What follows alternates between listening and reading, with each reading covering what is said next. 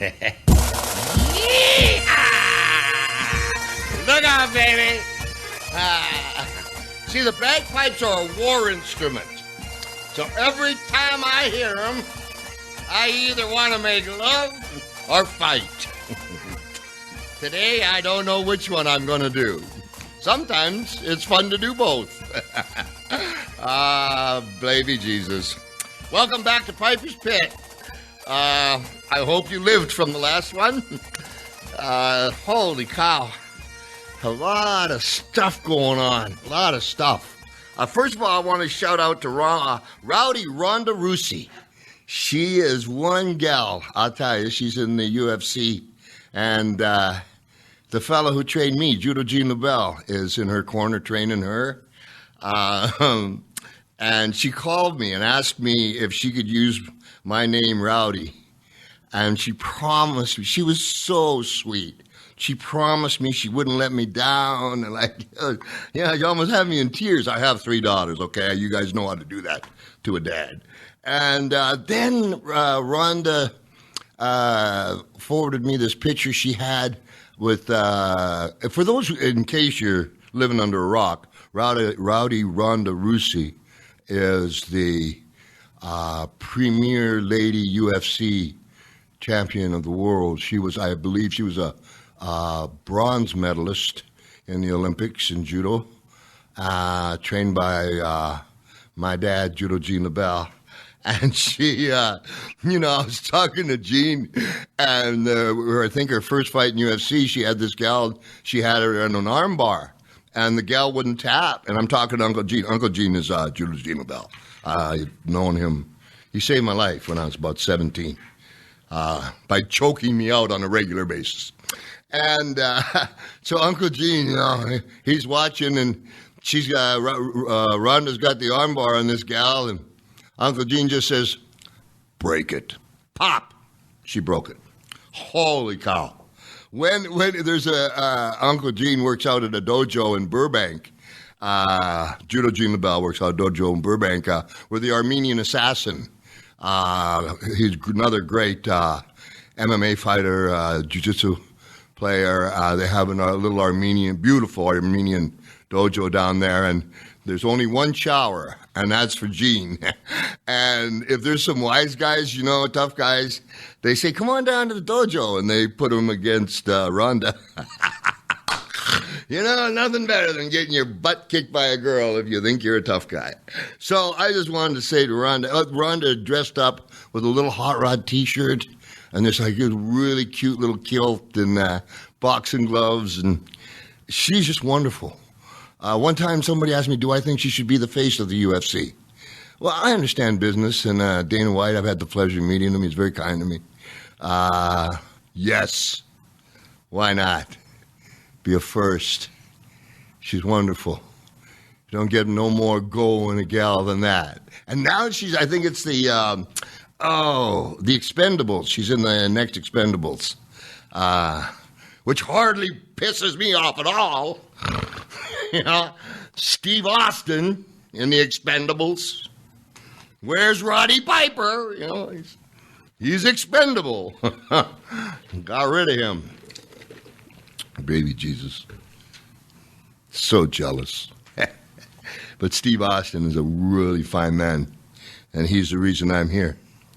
I'm going to tell the story again real quick because I want to. I did Steve Austin's podcast in this very room. And I don't know Steve Austin. I've said this before. Steve Austin, The Rock, Mick Foley, they're a different generation than I am. I was at war when they went to the WWE. And after I did the podcast with Steve went with the head cook and bottle washer podcast one, Norm. And I was having dinner. He says, you should give Roddy Piper a podcast. It's a first-class man. Anyway, I like to, I have so few things done for me. Nice. What I do. I like to give them note.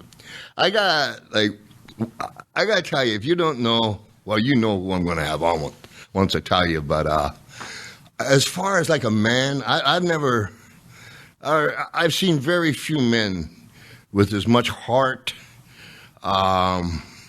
with as much, just pure work ethic, just drive in him, has accomplished so much in his life, and we're going to get to spend some time with him. So, without further ado, ladies and gentlemen, the only diamond cutter worth his salt in the world. Ladies and gentlemen, DDP Diamond Dallas Page. I love you, bud. How you doing?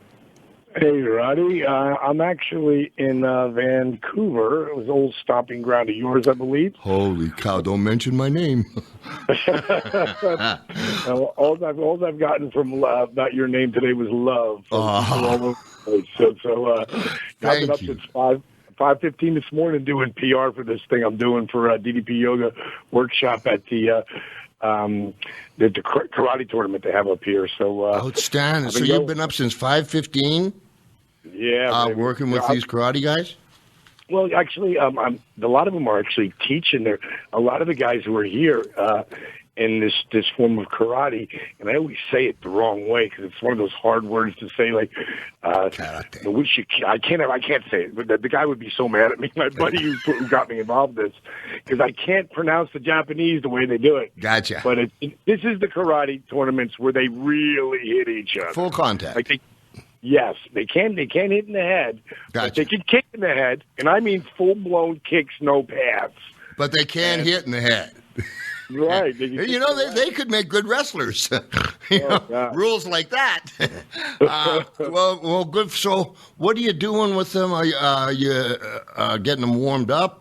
There's some actually teaching here, right? The guys, a couple of them are certified in DDP yoga, and that's sort of like stretching out around the world right now. I've been to the UK about in the last couple of months. I got a couple of guys out there that are certified. Now I got a couple in Canada. A lot of them to the United States. But this is pretty cool when they have the practices, the way I do. Their disciplines are very similar to what I do with DDP yoga when it comes to actually calling. I was going to say calling the match, but calling the work. I got you. Yeah, thrust kick. Yeah, right, exactly. But a lot. They're great, and it just really helps because just like we got so many of the wrestlers doing it now, but these guys are beat up. These guys are warrior studs, and they need it. So it's part of their discipline that they're working into. A lot of the to be a part of this Canadian World Championships is pretty cool. And then I'm going to do a workshop tomorrow on Sunday between 1 and 4. So it's a good trip all the way around. I don't know how you do it. For those let me help these people if they don't know them, been living under a rock again. This gentleman here is one of the most driven, kindest men I know, and and it's easy to see because obviously I love him. He's my brother. He's in my business. He's one of the best. So I just want to prove this to you. There's a fellow named Jake Roberts, Jake the Snake. Baby Jesus. Now Jake told a story about me. I'm going to get to you here. I'm deathly afraid of snakes. And a long time ago when Jake first brought a snake to the dressing room, he was fooling around. And he tells a story. I don't remember, but I guess I put a gun to his head and said, I don't like snakes, and he never bothered me again. But however, as Jake was going along and rolling, and we all know Jake, and he just got in the Hall of Fame, and I was there, and he did a really. Did you see his speech, Dallas? Did you see? Yeah, well, as soon as I got to the back, I didn't really get to see it all because, of course, I'm going in transition as I'm inducting him. I'm walking off as he's walking on, and I got pulled for different stuff. So, but when I got home, I got to watch it in its entirety. It was strong. It was strong, and I'm not sure that it. I'm not qualified to judge, but I'm not sure that that was the audience or the place for it. But the one thing at the end of it. Jake got into very, very some deep, dark topics, but by the time the end of it came around, because he's so good, he made it full circle, and it made it all make sense, and they loved him for it. My point is this. The reason that Jake could stand up there and make that speech is because of you. And that's a fact. Well, that is a fact. I know. And that's a fact. I've seen Jake many different occasions, and we've all prayed for him, and, been there myself. So, I'm not throwing no rocks. But when you're talking about DDP yoga, I think, something I just want to ask about this, because you're always talking about DDP yoga, and I think Chris Jericho is a huge fan of it. Some other guys that we'll get to in the professional wrestling game, and these martial arts guys, and the form of which I have promised to do like 176 times. It's like my biggest lie right now that I'm kind of carrying on. But I got to ask you something, because yes, the yoga and the way you do it is wonderful, but I got to think it's got something to do with the man that invented it, which is you. Because when I see Jake, another one, Scott Hall. Now, I'll be honest with you. I have not been a big fan of Scott Hall's. I'm comfortable with him now. Back in the day, I wasn't a fan of his. He had a tough road. But when I saw him last, I forgot how tall he was, because he wasn't laying down. And he was standing up straight, and his eyes were white and clear, and he came over and he shook my hand. Which was unusual. Now, that's another guy that you took that I would have said had died 3 years ago and nobody told him. And he got up in the Hall of Fame and rightfully so got inducted. Do you understand that it's because of you that both those men could do that? Do you grasp that, or are you just being so kind and that you're just moving on? Or do you really understand what you've done? It was a crazy journey. And I don't know if me and you've ever really talked about this, but for Jake, the thing was for Jake had helped me. Like, he helped me, and it took a long time as any wrestler comes in, how to figure out how to get over. Yeah. And really how to make the people care. That's all you're doing. How do you push their buttons to make them believe in your character so much that they want to chant your name, they want to kill you. Yes. They want to chant your name, or they want to kill you. One of the two. Yes. And even when they want to kill you, they realize, but I love him. Yes. My wife is kind of like that, a tad. On the kill side, she's heavy. But no. You've had that effect. You've had that effect on a lot of people. As far as the fans. Because how many times have you been stabbed? 3 times. Yeah. But talk about and I want to talk about the DDP yoga, and I'm almost willing to give it a try again, or for the first time. But I want to talk about the man that invented it, because what this is, and we've been together speaking of this, and I'm a huge booster of it, but I was thinking about it, and I knew that I was going to have you, lucky enough to have you as a guest. You're not separating the man and the program. And I think because you just told me that there are other people qualified, and I didn't know that. I didn't know it was getting that big. I know Gabriel Iglesias in Hawaii, he lost 100 pounds because of you. But it's the man. When DDP is showing you the yoga, to me, I pay attention. I don't know if Ralph Macchio was showing it to me that I would get the same out of it. I don't know, buddy. Here's the first thing, Pipe. Here's the first thing. I never call it yoga, and I have fun with this. When people go, so I'm doing your yoga, and I really love it. I go, what'd you call it?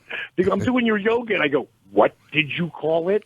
And I'm pointing on me. I'm always wearing my damn shirt. You know me. I'm promoting my stuff. I love it. Out there. They go, DDP yoga. I go, yes. So go on. It's just to make it its own animal and brand it like that. Just sort of now we call it the WWE, even though we for years have called it the WWF. Absolutely. But now we're finally brainwashed enough to know it's a WWE, but not back then, not in 1972. Yes, it was. No matter what they say, the WWE network, it's WWE. Yeah. So for Jay coming in, Like he helped me so much. He taught me so much, and that's why this journey happened. Okay, just a second, though, just so for those who don't know, when you were breaking into the business of pro wrestling, Jake was one of your mentors. Is that correct? Exactly. And well, Dusty was my first one. I always Dusty say, Rhodes? Yeah, Dusty Rhodes. Without Dusty Rhodes, there is no Diamond Dallas Page. He gave me every break that ever meant anything at the beginning of my career. Just while we're on that, they have lists out, now, and like the 50 greatest talkers or greatest this, greatest that. And I've never seen Dusty Rhodes' name on it. And if he's not in the top 3, the list don't mean nothing. God. Anyway, back to you and Dusty Rhodes. Holy cow, I'm a big fan. Wow. You just said it all right there, buddy. No kidding. They got they put all these guys in there, and they're like from 1 to 10 and 1 to 50, and I got to make it up. Dusty's 34. Baloney. Oh God! I mean, you talk about making the people care and captivating them. Yes. And Dusty really, Roddy, he reached out and helped me and believed in me when no one did. Why? And I don't know. He said he loved my energy. Like he would bring me when I went up to meet him for Florida Championship Wrestling, because Mike Graham, God bless him, Mike Graham was a good buddy of mine, and Me too. He turned me on to Dusty, and he called me on the phone in the middle of the night, and I had strep throat and had to leave the next morning at 6 a.m. for doing something with the AWA. That's when I was managing back then. And he goes, Dallas, I'm going to put you on the phone with Dusty right now, and you blow him away like he's the biggest mark on the planet. I'm like, Mike, I can't even talk. I got strep throat. I got nothing prepared. He goes, here you go. He goes, hello. I go, good God, Dusty Rhodes, the Tower of Power, the man of the hour, too sweet to miss hour, getting funky like a monkey with Diamond Dallas Page. I went on this where I stole everything Dusty ever said. I love it. Lou, my own stuff. And at the end of it, Dusty was completely silent. I go, that's all I got, Dream. I got strep throat. Hello? And with a ripper he was. Oh, yeah. It seemed like he didn't say anything for 5 minutes. It was probably 30 seconds. Sure. He eventually said, was that a recording, kid? And just the son of a plumber. Yeah, exactly. And he brought me up there, and he brought me into Florida Championship Wrestling, and he told me he was not only going to make me the top manager there, and I'm running a nightclub in Florida. I'm not quitting my day job. This is a hobby for me that I would love to live to dream to actually turn into making a living. But at the time, it's a hobby for me. I'm doing the AWA, and now I'm going to make $50 to work Florida Championship. Yeah, baby Jesus, money. Yes, I'm rich. I'm on TV. Yeah. So now, just a second before, because where I'm coming here, or where I'm going is the men that trained you obviously did a great job with Dusty Rhodes. Now, I've seen Dusty do this interview.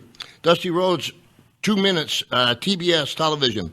He's got a poster that these kids made him. I want to be careful here. And Dusty was out of commission, and he sat there with this poster in silence.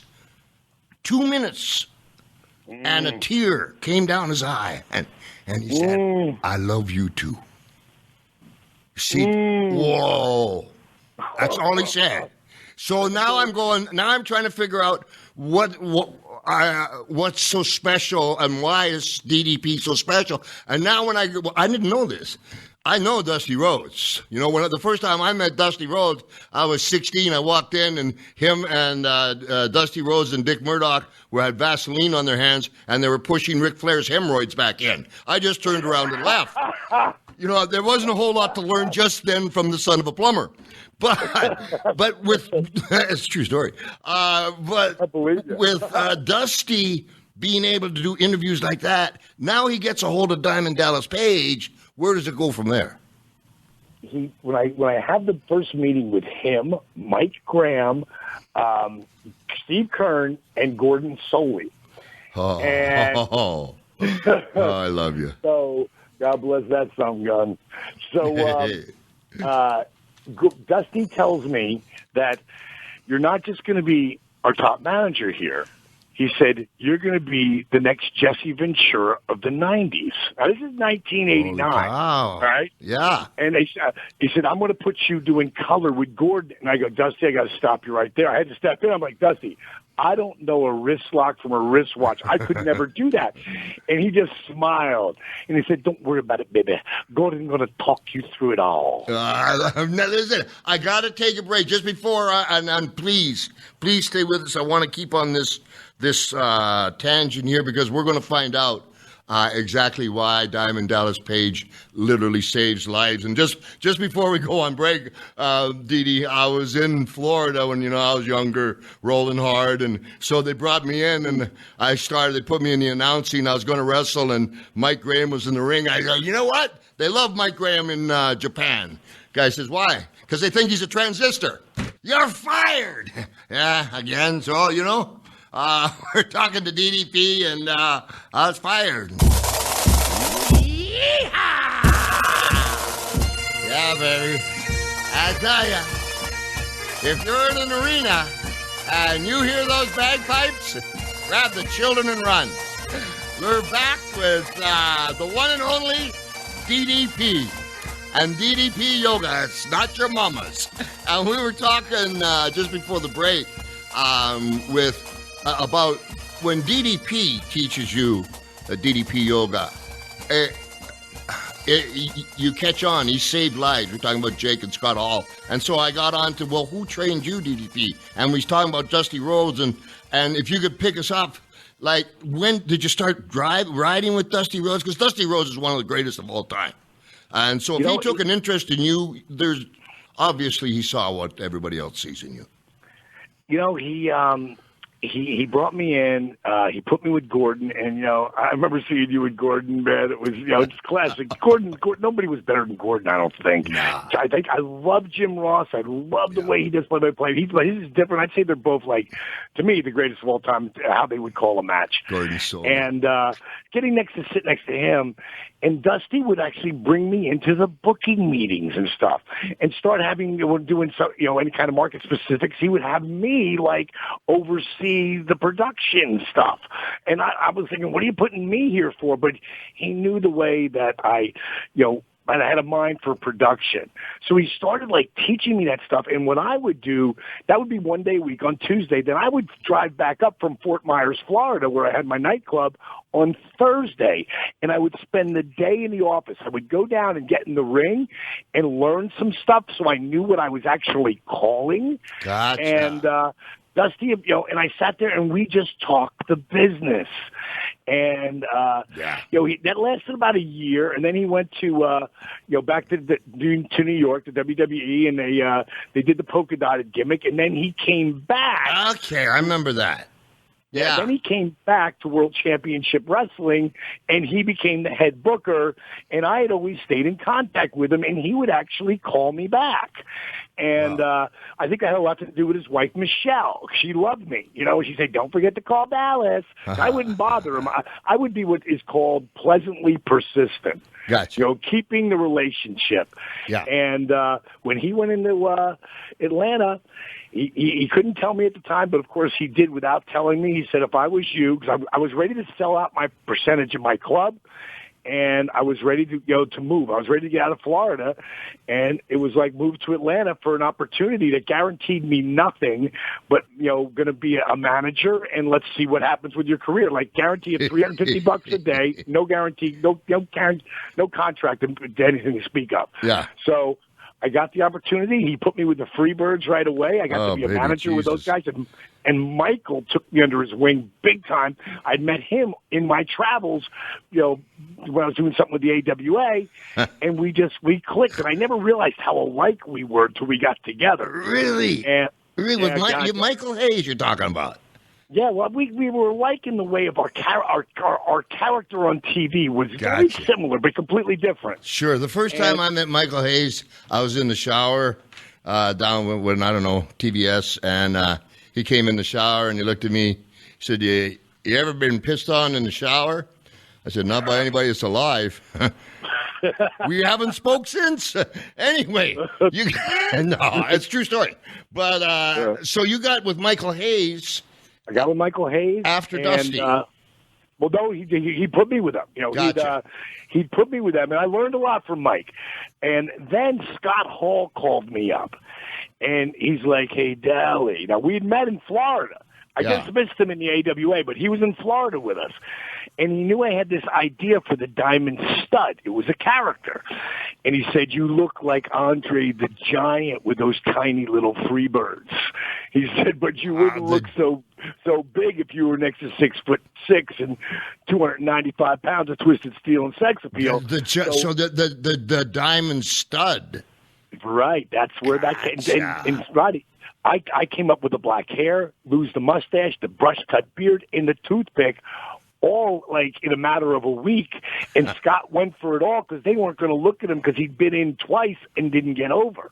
Yeah. So they weren't going to bring him back. So when we changed his whole look, Yeah. I mean, God, you know, he looked like New York called him the first time he was on TV. New York called him that night and said, Nice. "Whenever you get ready to come up here, we got a spot for you." And when he was time for him to leave there, he left. But you know, Scott didn't forget what I did for him, creating that gimmick and getting him a job when they didn't want him. Yeah. And Scott tells the story the same way I tell it because it was it was a real story. And then when he came back. So what happened was they took Scott away from me managing him, and I was a fourth string color commentator with Eric Bischoff. You know, we were like 2 o'clock in the morning in Moose Breath, Iowa. Brother, you came up hard. But that's that's my spot. So if now I'm not managing, if I don't make something of myself. Yeah. If I don't keep this ball, I get 7 months left on my contract. I'm like, screw it. If they're not, if they're not going to let me manage, I'm going to go down to power plant and learn how to wrestle. And Michael P.S. Hayes, when I told them, because it was my last time I was going to manage them, when I told them I was going to stop managing because they wouldn't let me anymore and go to training to be a wrestler. P.S. We were in Chattanooga, Tennessee, and you know that blue curtain there before you walk out Yes. in Chattanooga? He fell down on the ground laughing his ass off. Now, of course, Jimmy Garvin was laughing too, but you're 35 and a half. Yeah. Who's going to believe you're going to make that transition? Nobody. And nobody. Exactly. Nobody. And I went down that power plant, and of course they tried to run me off. Because that's what our business has always been like that. We're gonna make this so hard on you that if you stay, okay, you pass test 1. Yes. And then they'll do it again. Exactly. Yeah, and again. And the next guy to believe in me, and I don't really mention him all the time because most people don't know who the assassin was, but Jody Hamilton, I know Jody you know. Hamilton. He was great. And a great teacher.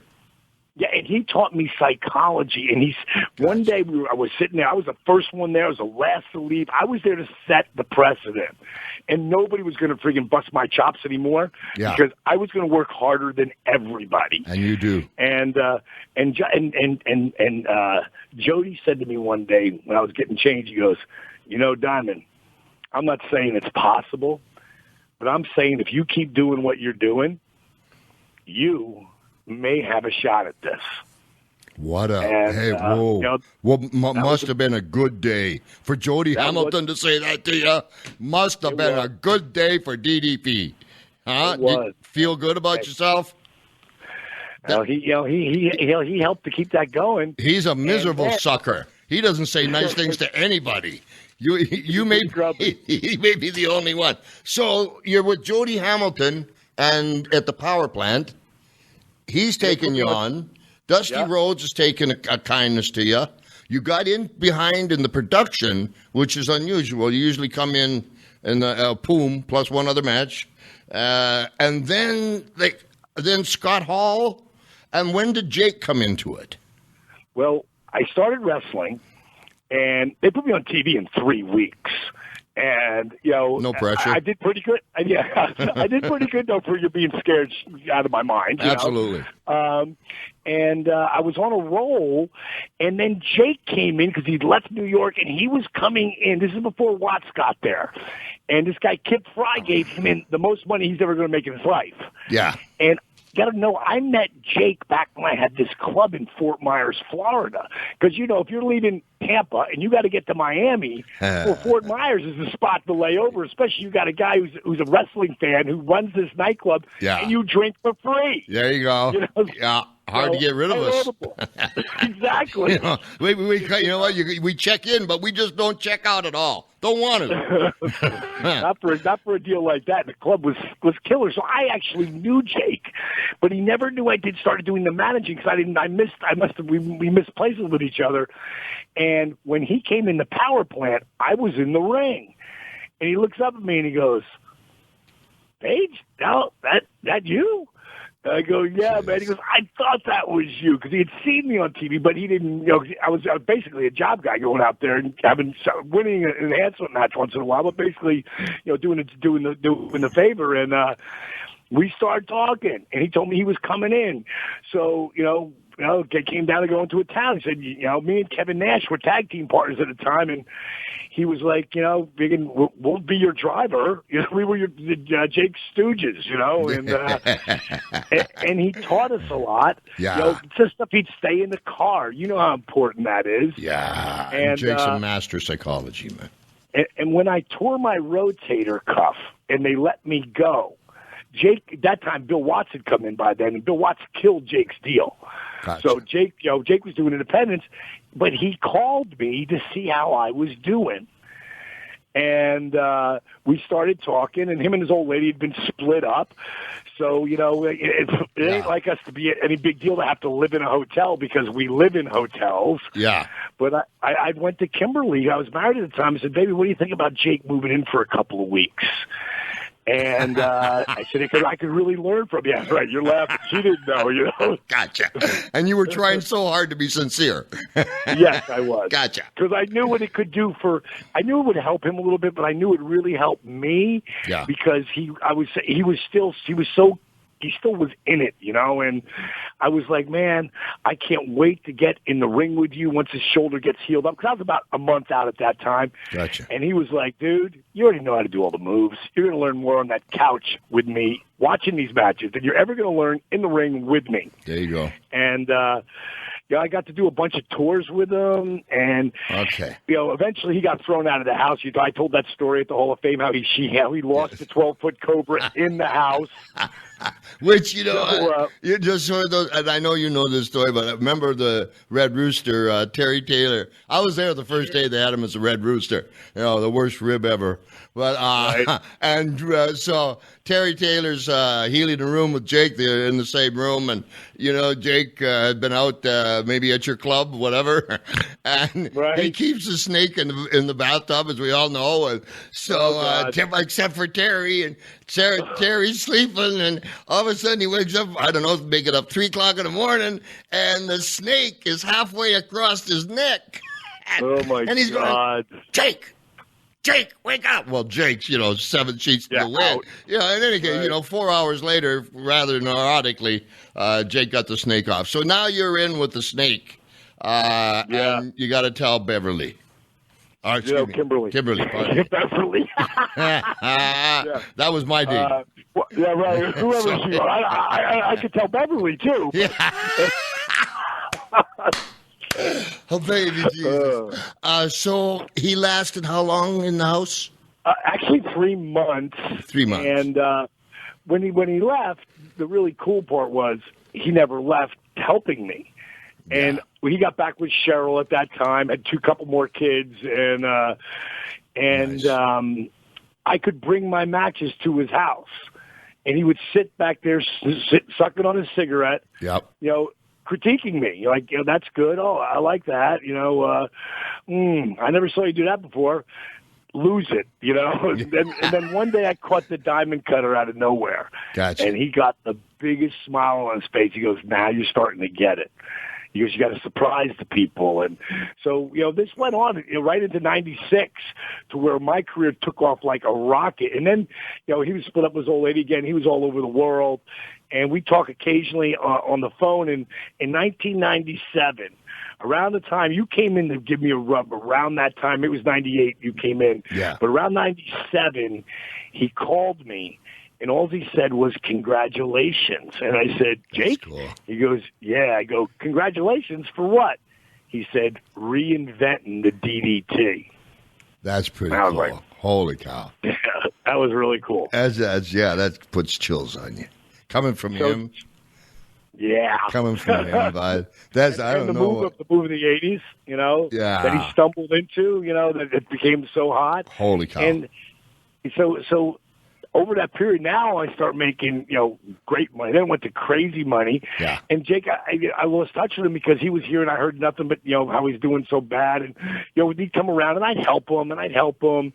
And then we just lost touch with each other for a long time. And then I was trying to find him. And when I found him was about 18, I guess now 19 months ago. And when we got on the phone and started talking, I was like, how you doing? He's like, I'm doing great. I'm like, really? You're doing great? He's like, no, I'm not doing great. He goes, it's been sucks. He goes, I hate life. He goes, I hate waking up. I'm pissed off at God. He went on a tangent. Yeah. And, so let's just right there for a second, though. Have we ever, we've like I've been there. I hate life. Life sucks. That's a really dark place to be, isn't it? Oh, man. Oh, and not that you've been there, but like just with Jake. There, but not like that. Not like that. Yeah. That was bad. Bad. And I got to take a break. But as we come back with DDP and DDP Yoga, it's really interesting, some stuff here. That what we're doing is we're finding out what made the great Diamond Dallas Page and now who's really saving the world one person at a time. Oh, man. They couldn't have given me the guitar and become Paul McCartney. No, I got the bagpipes and became Roddy Piper. And you're back on Piper's Pit. Don't forget to go to rowdyroddypiper.com, Twitter me, villain T-shirts. There's Heidi Fleiss has nothing on me. Go see. We are so graced today to have Diamond Dallas Page and DDP Yoga. And we just before the last break, it really got interesting to me because I know these guys, Dusty Rhodes. I know him a long time, and I didn't know Dusty Rhodes took an interest in DDP. Dusty Rhodes doesn't take an interest in anybody unless there's really good grounds for it. He's very old school. I understand it.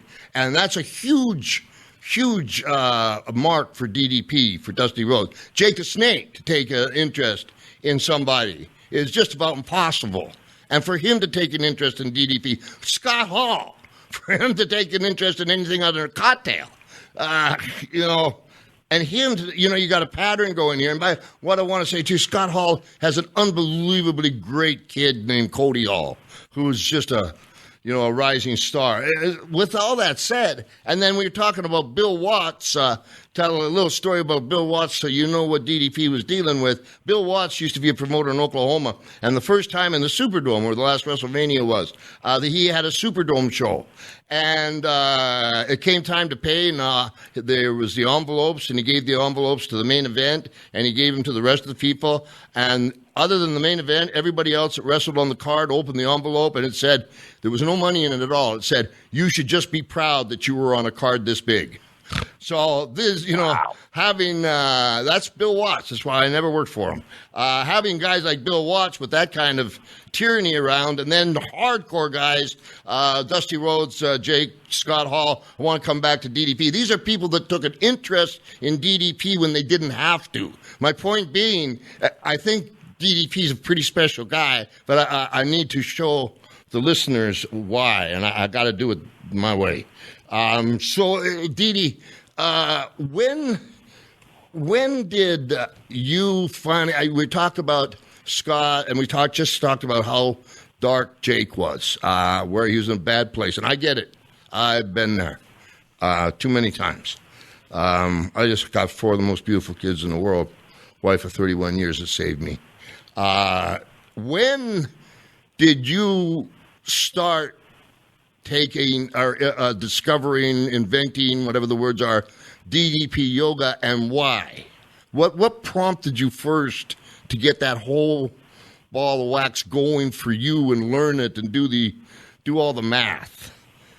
Well, it was necessity. I'm a guy who wouldn't be caught dead doing yoga the first 42 years of my life, but when you start wrestling at 35, and your career takes off when you're 40, which was 96, 97, 98, I was on top of the world, and I didn't have a big contract in 97 and 98, and I worked every other main event or co-main event over 97 and 98, and I finally got paid. I finally got the multi-million-dollar deal, and then I blew my back out. And I had 3 of the top back specialists tell me that my career was over. Jeez. And all of a sudden, you'll try anything. And I'd rehab both knee surgeries back, both shoulder surgeries back. So I knew quite a bit about rehab and, breaking up scar tissue, which is what causes pain. Yep. And I figured I'm going to do this for my back too, but the rehab wasn't cutting it. So I threw into yoga, and within a couple of weeks, I felt a significant difference. I kicked all the spiritual mumbo jumbo off to the right because I wasn't into that. I respect it, but I'm not into it. Yep. And I created something on an animal all its own that had yoga positions, rehab positions, old school calisthenics, and something I call dynamic resistance. And when you are engaging or flexing muscles, it jacks your heart rate up. It gets you in a fat burning zone, literally standing still, while you're breaking up scar tissue and getting more flexible as you're building strength in your body. So was it like a trial? Like you knew these, you knew you had rehab this, you had rehab that. Was it kind of like a trial and error? This works, this doesn't work. The spiritual part that you had respect for just wasn't for you. Is that how it came about? Yeah, by accident, really, Roddy, by accident. By necessity. Like most great things. Isn't that true? By necessity. And in less than 3 months, doing what would become known as DDP yoga, I was back in the ring. At 42, they said my career's over. At 43, I'm the heavyweight champ. Wow. And wow. I once I got to that spot, I knew I was never going to stop doing this the rest of my life, but I also knew that I couldn't stop doing it because if I did, it's like if you stop brushing your teeth, they're going to fall out. There you go, baby. There you go. You got to stay ahead of the preventative maintenance. And you see, when I went back to Jake that day when I was on the phone with him, and he was like, I'm pissed every morning I wake up and I'm still alive. Why didn't I die? That's okay, that was his mental. DDP, just a second though, just so catch us up timeline. So you had gone through this, you had rehabbed, and you were doing great. And is this when you get the phone call from Jake that he wants to die yesterday? Well, no, actually, when I was doing great, my wrestling career, when I got back in the ring and, won the world championship and then had tag teams and U.S. titles and all that, that was the end of my wrestling career. I was in sporadic touch with him then.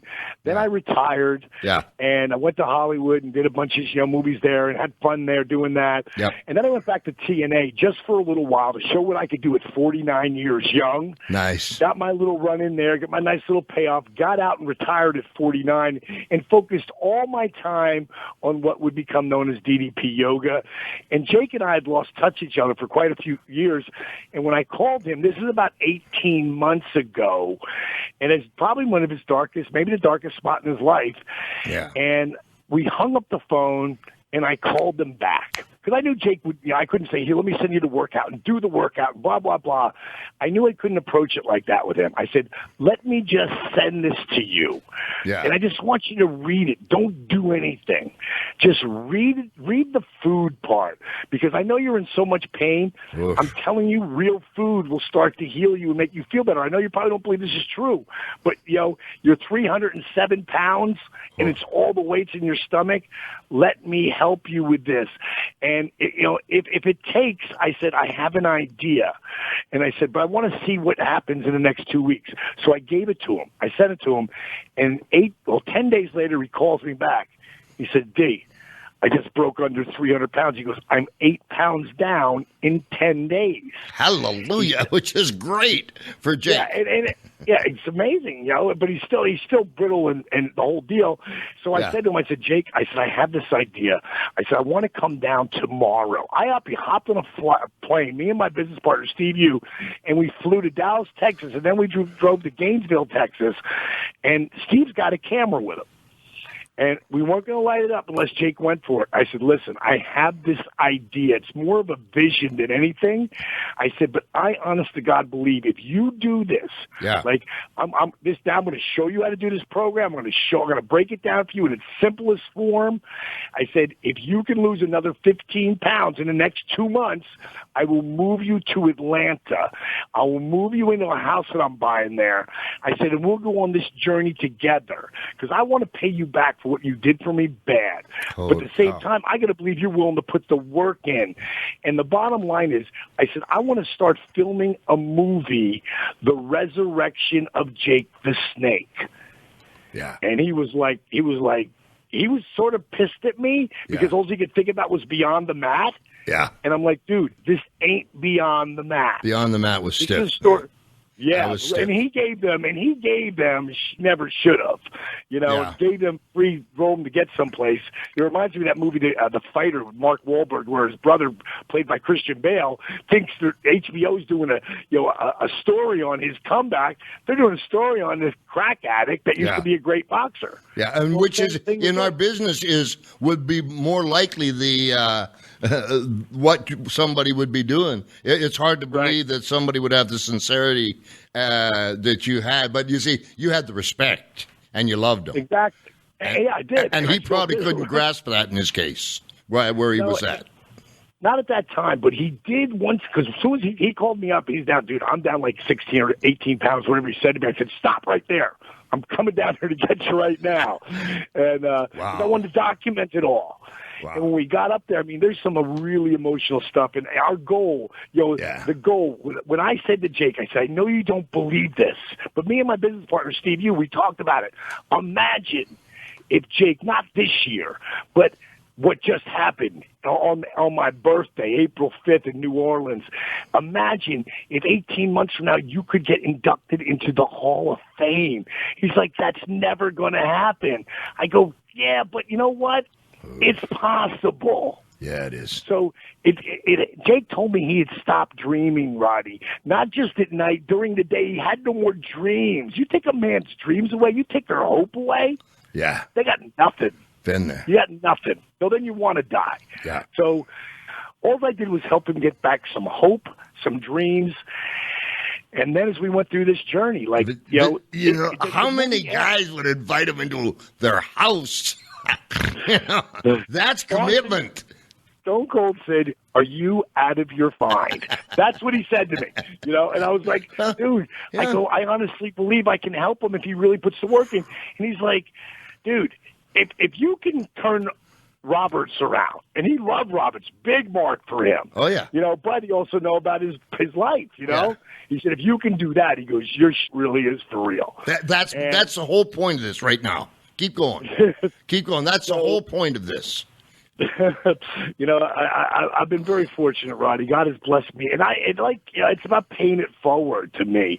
I never thought that Jake would fail, but I never thought that Jake would make it all the way through. I thought that I'm going to do everything I can to get him to the Hall of Fame. And when we got the call about doing Old School Raw, me and you were together that day. Yep. And Jake was the first time he showed up at one of those functions in 16 years.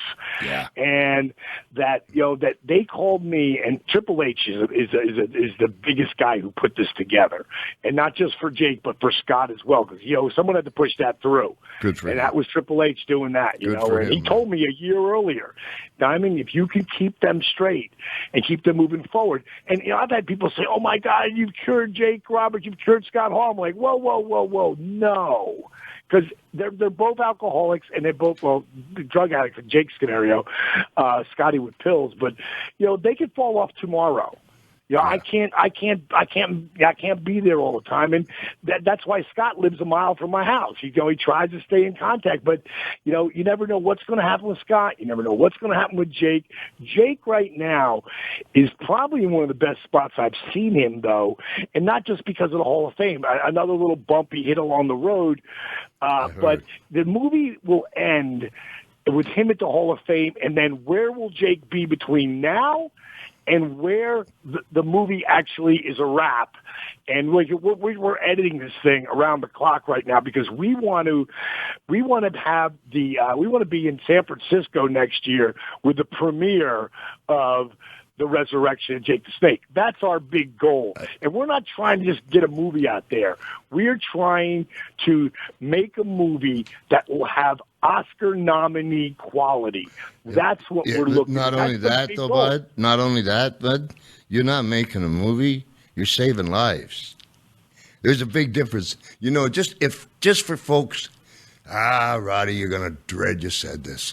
It's like I got like Tourette's of the truth. You know,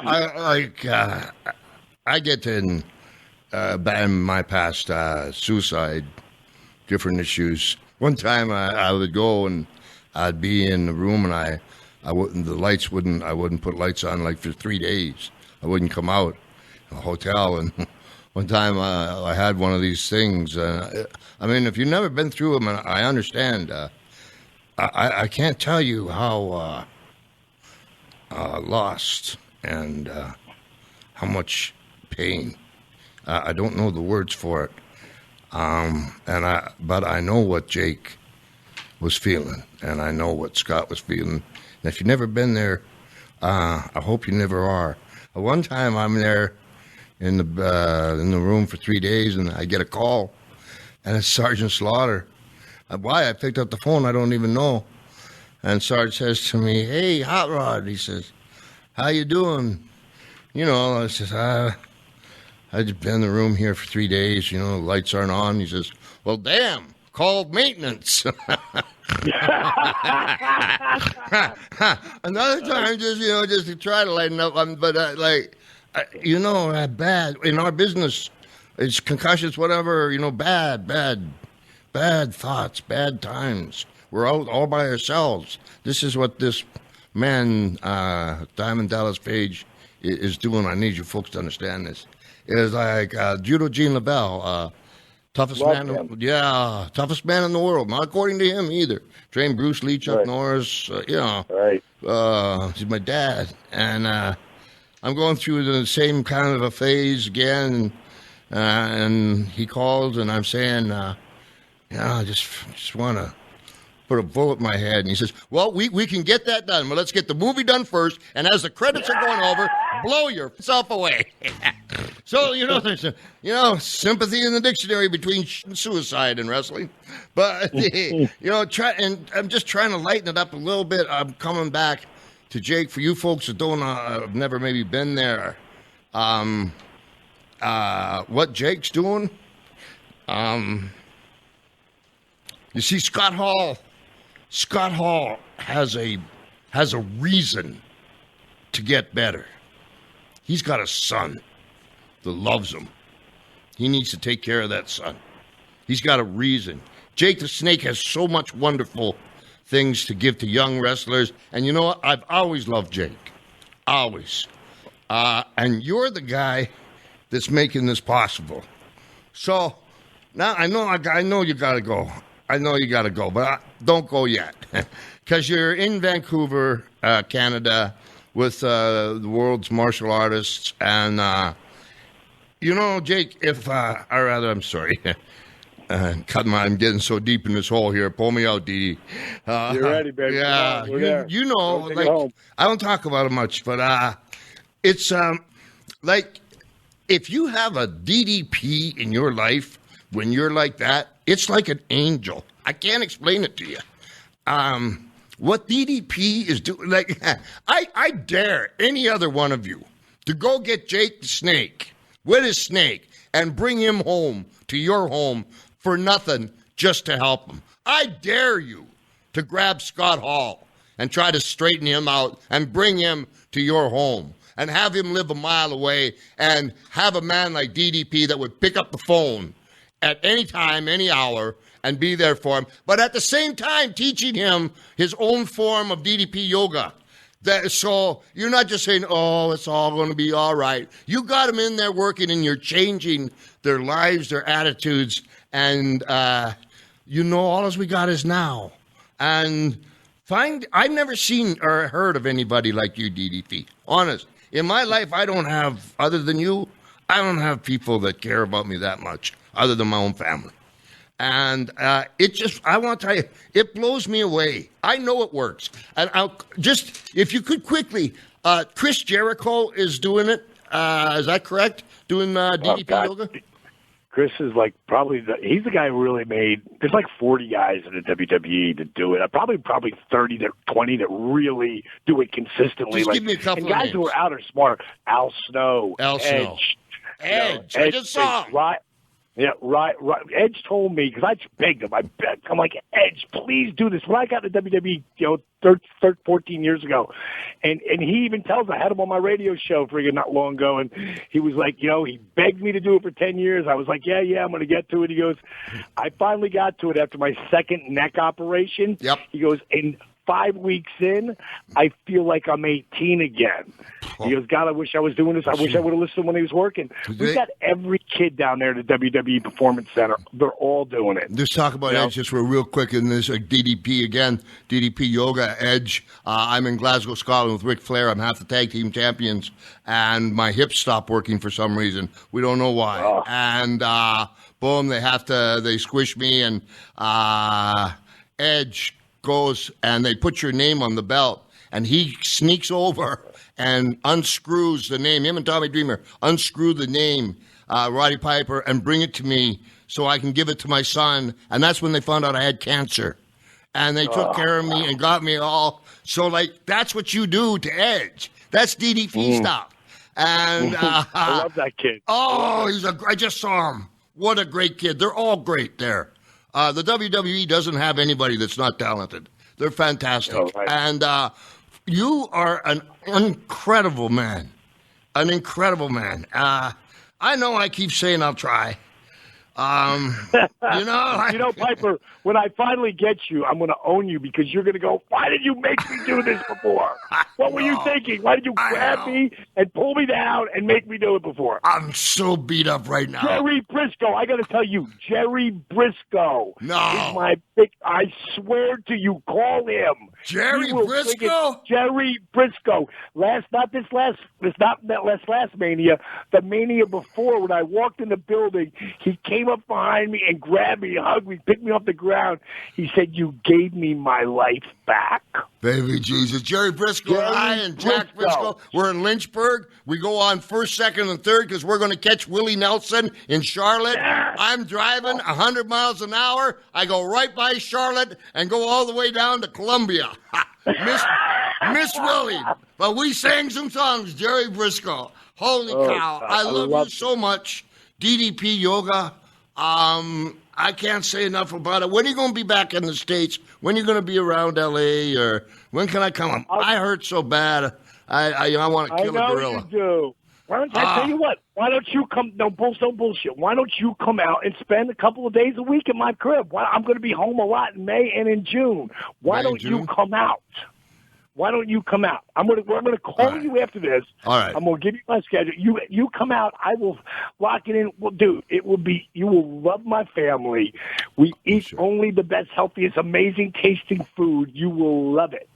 I need to. You have the invitation. Thank you. Have the invitation. I'm honored. I'm honored to have you on. You're one of my favorite people. You make me cry. Kids and you. You're just so, you're such a man. DDP Yoga.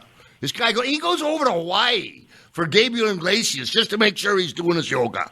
It's a bit of a trip. It's a canoe ride there. I'll let you know that. God bless you, bud. What are you going to do with that karate team? Huh? I'm about to head over because I got to work out with a lot of the top guys over there. They got the big tournament tomorrow. Gotcha. I don't do this. I make it so anybody can do it. And I work at everyone's level, but these are a bunch of badasses. Yeah. So the 50-year young man is about to walk in there. I'm gonna whoop their ass because they want me to bring it. I love it. They want me to bring it, but normally how I teach everybody is I only make them go as far as they feel comfortable to go. go, and then that tiny little bit farther. And that's why people make such amazing transitions.